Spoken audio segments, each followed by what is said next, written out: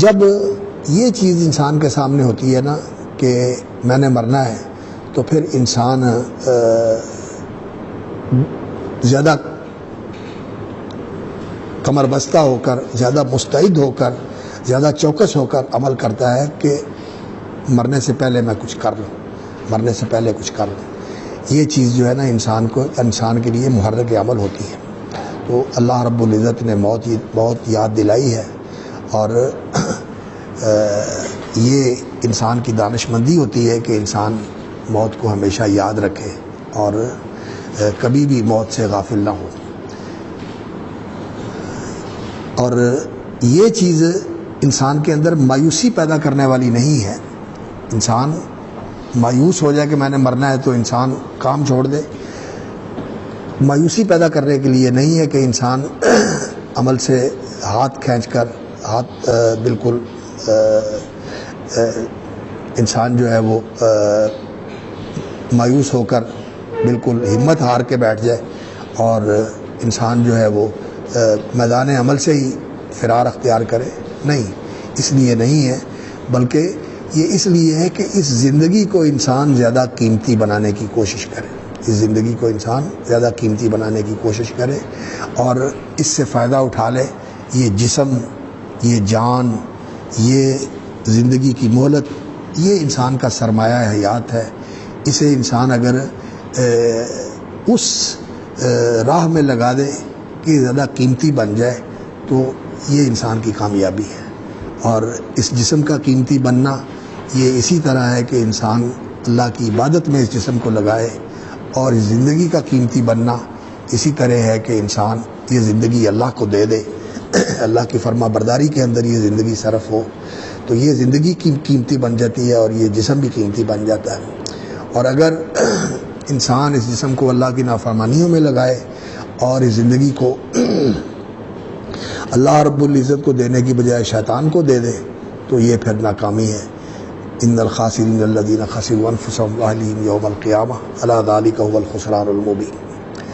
تو یہ بہت بڑی موعظت کی آیت ہے، اور یہاں تو یہی کہا ہے کہ من زحزح عن النار وادخل الجنۃ فقد فاز، جو آگ سے بچا لیا گیا اور جنت میں داخل کر دیا گیا وہ کامیاب ہو گیا۔ لیکن حدیث ہے کہ رسول اکرم صلی اللہ علیہ وسلم کی صحیح مسلم میں، اس میں نبی صلی اللہ علیہ وسلم نے اس کے لیے جو لائحہ عمل ہے وہ بڑے اختصار کے ساتھ بیان کر دیا ہے۔ من احب ان یزحزح عن النار وان يدخل الجنہ، حدیث کے غالباً الفاظ یہ ہیں، صحیح مسلم کی حدیث ہے، جو آدمی یہ چاہتا ہے کہ اسے جہنم سے آزاد کر دیا جائے اور جنت میں داخل کر دیا جائے تو فلتاتہ منیتہ وہو یؤمن باللہ والیوم الآخر، تو اس کو موت اس حال میں آنی چاہیے کہ یؤمن باللہ والیوم الآخر، اس کا اللہ پر ایمان ہو مضبوط، والیوم الآخر، اور آخرت پر اس کا پورا پورا یقین۔ فلتاتی منیتہ وہو یؤمن باللہ والیوم الآخر، اللہ پر ایمان ہو اور آخرت پر ایمان ہو۔ ولیاتی الی الناس ما یحب ان یؤتی الیہ، اور وہ لوگوں کے ساتھ وہ کرے جو چاہتا ہے کہ لوگ اس کے ساتھ کریں۔ ایمان باللہ اور ایمان بالآخرت، اور یاتی الی الناس ما یحب ان یؤتی الیہ، یہ دستور العمل ہے کس چیز کے لیے؟ زحزح عن النار وادخل الجنۃ فقد فاز، اس کے لیے۔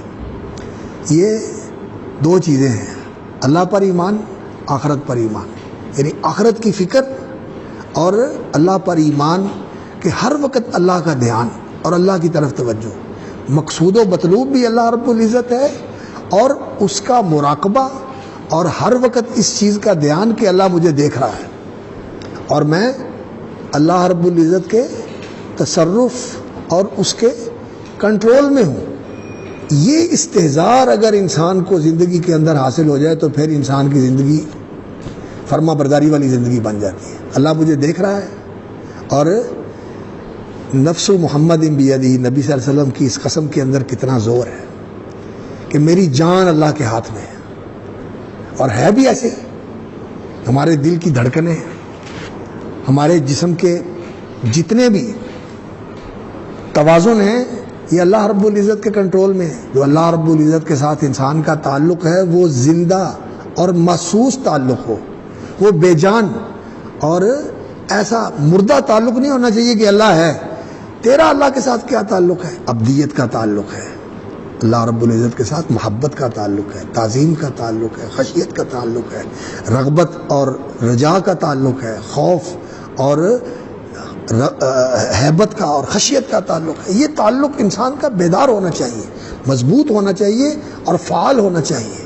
یہ اصل چیز ہے. ایمان جو ہے ایک زندہ چیز ہے, زندہ چیز ہے ایمان. ایمان جو ہے یہ ایک صرف معلومات کا نام نہیں ہے کہ انسان کے ذہن میں ایک معلومہ ہے اور انسان جانتا ہے کہ یہ چیز میرے ذہن میں محفوظ ہے, نہیں. اور نہ ہی ایمان جو ہے یہ ایک دعویٰ ہے جو زبان سے کر دیا, بلکہ ایمان تو ایک کیفیت ہے جو انسان کے اندر موجود ہوتی ہے. اور یہ محبت کی کیفیت, خوف کی کیفیت, رغبت کی کیفیت, طمع کی کیفیت, رجا کی کیفیت, یہ جو انسان کے دل میں اور انسان کے وجود کے اندر ہر وقت موجود اور متحرک اور فعال رہتی ہے, یہ اصل ایمان ہے. اور یہ ایمان جو ہے کمزور ہو جاتا ہے, یہ ایمان کمزور ہو جاتا ہے.